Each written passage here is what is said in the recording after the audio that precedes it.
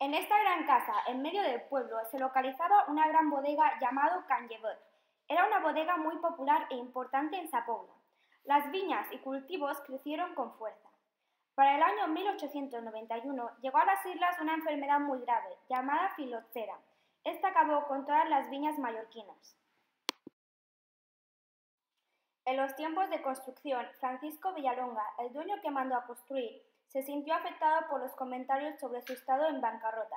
Para hacer fin a los comentarios, colocó monedas de oro a cada clavo que aguantaba la puerta principal, para demostrar que su poder económico todavía presente. En 1944, el médico Antonio Tugores compró la propiedad, de ahí donde le viene el nombre. A partir de aquí, la edificación se convirtió en una clínica. Actualmente es una clínica En 1944, el médico Antonio Tugores compró la propiedad, de ahí donde le viene el nombre. A partir de aquí, la edificación se convirtió en una clínica.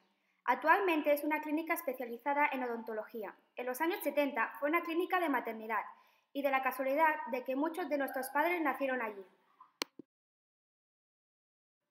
Arquitectura. Es una construcción muy larga y grande. Los muros están hechos con piedras de Santanyí, unos grandes bloques de piedra.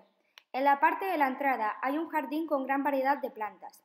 Después del jardín hay unas escaleras que dan a un porche, donde está la puerta para entrar en el interior del edificio. A lo largo de la edificación podemos encontrar varias ventanas. Tiene un diseño muy popular en la antigüedad mallorquina.